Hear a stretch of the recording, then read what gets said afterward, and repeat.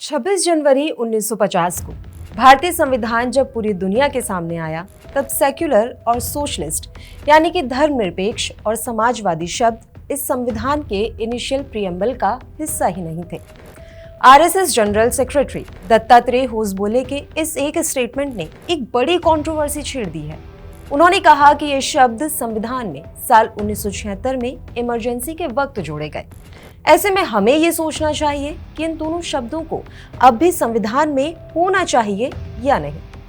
अब उनके स्टेटमेंट के बाद ये सवाल उठने लगे हैं कि समाजवादी और धर्मनिरपेक्ष शब्द के मतलब क्या हैं, इन पर क्यों विवाद हो रहा है और आखिर इंदिरा गांधी ने इन्हें इमरजेंसी के वक्त संविधान में क्यों जोड़ा। ये दत्तात्रेय होसबोले हैं कौन और आखिर इन शब्दों से उन्हें दिक्कत क्या है, स्टेप बाय स्टेप सब समझते हैं।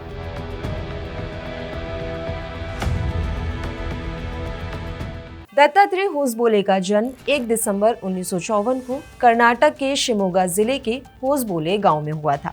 13 साल की उम्र में ही आरएसएस में शामिल हुए होसबोले साल 1978 में पीजी की डिग्री पूरी करने के बाद संघ के प्रचारक बन गए।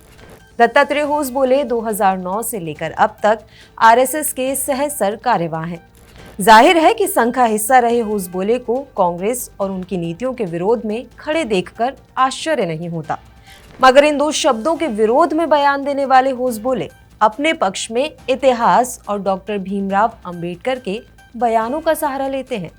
क्या कहते थे अंबेडकर और क्या है होसबोले की दलील, जानेंगे, लेकिन उससे पहले इन दो शब्दों का मतलब समझ लेते हैं।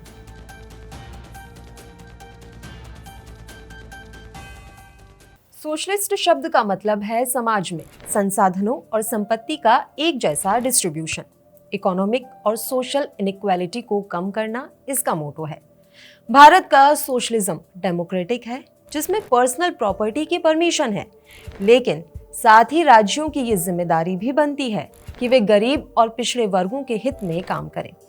वहीं सेक्युलर एडवर्ब से किसी राज्य या देश को संबोधित किया जाता है, तो इसका सीधा और साफ सुथरा अर्थ ये होता है कि उस राज्य या देश का कोई आधिकारिक धर्म नहीं होगा। उस राज्य या देश के हर एक नागरिक को किसी भी धर्म को मानने, ना मानने और उसका प्रचार करने की पूरी स्वतंत्रता होगी। धर्म के आधार पर कोई भेदभाव नहीं होगा और राज्य सभी धर्मों के प्रति समान दृष्टिकोण रखेगा। अब सवाल है कि भारत की आजादी के बाद महात्मा गांधी और पंडित जवाहरलाल नेहरू ने तो ऐसे ही भारत की नींव रखी थी, तो आखिर इंदिरा गांधी को बाद में इसे संविधान का हिस्सा बनाने की जरूरत क्यों महसूस हुई, और वो भी एक ऐसे वक्त में जो संवैधानिक दृष्टिकोण से आज भी भारतीय राजनीति के इतिहास का सबसे काला अध्याय माना जाता है, यानी इमरजेंसी का दौर।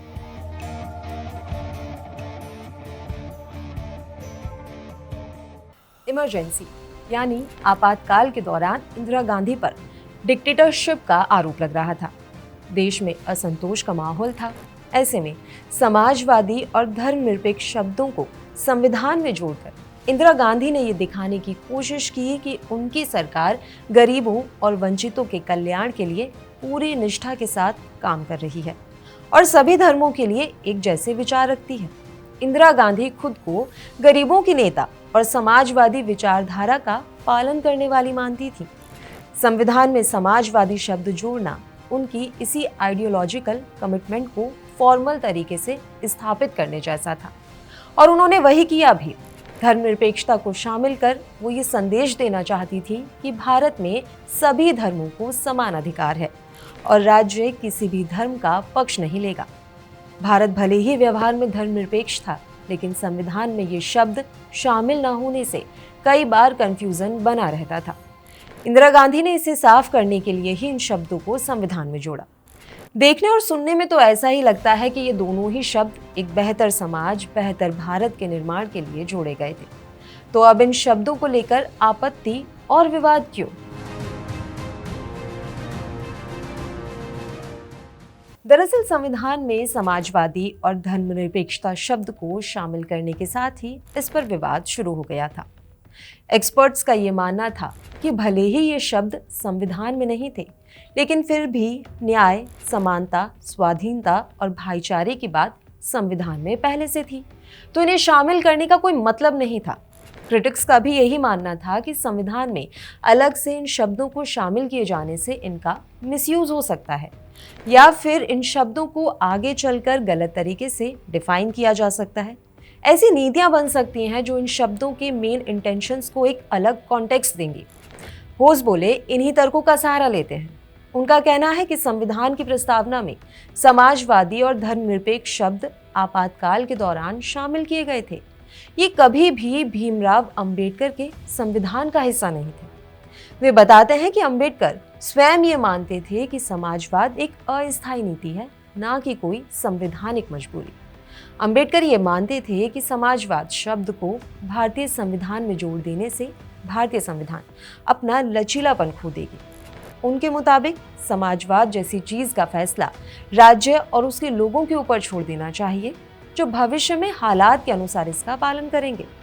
वहीं धर्मनिरपेक्षता को लेकर अंबेडकर ये मानते थे कि भारतीय संविधान भारत के नागरिकों को मौलिक अधिकारों के द्वारा वो सारी गारंटी पहले से ही दे रहा है जो एक सेक्युलर देश के नागरिकों को मिलनी चाहिए। ऐसे में सेक्युलर शब्द को संविधान का हिस्सा बनाने की कोई खास जरूरत नहीं है। होसबोले साहब अंबेडकर की इसी आइडियोलॉजी को पॉइंट आउट कर रहे हैं। उनका ये मानना है कि आपातकाल के वक्त इंदिरा गांधी ने इन शब्दों को संविधान में जोड़कर अंबेडकर की विचारधारा के खिलाफ एक कदम उठाया था। वैसे ये पहली बार नहीं है जब होसबोले ने इस तरह की कोई बात कही हो। इससे पहले उन्होंने इंडिया को भारत ही कहे जाने की बात रखी थी। उनका ये कहना था कि हमारा देश भारत है तो इसे भारत ही कहो, ना कि इंडिया। हालांकि होसबोले इन दोनों शब्दों के खिलाफ फिलहाल चर्चा में जरूर है, मगर ये कोई पहली दफा नहीं है जब इन दोनों शब्दों को संविधान से हटाने की मांग की गई हो। पिछले कुछ सालों में कई बार इन दोनों ही शब्दों को संविधान से हटाने की मांग की जा चुकी है। बीजेपी के कुछ नेताओं ने सुप्रीम कोर्ट में इसको लेकर याचिकाएं भी दायर की थी। इन याचिकाओं में ये कहा गया था कि संसद को इतने मूलभूत बदलाव का अधिकार ही नहीं होना चाहिए।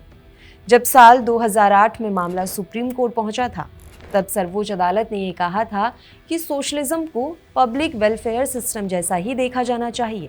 ये लोकतंत्र का ही एक हिस्सा है। साल 2015 में संसद में भी इस बात पर बहस हुई थी, जब संविधान की एक पुरानी कॉपी सरकार की ओर से जारी की गई थी। उस समय भी विवाद हुआ था, लेकिन तब भी कोई फॉर्मल बिल संसद में पारित नहीं हुआ। अब जब इस पर फिर से इतना विवाद छिड़ गया है, तो जल्दी से ये भी जान लेते हैं कि क्या इन शब्दों को संविधान से हटाया जाना मुमकिन भी है या नहीं।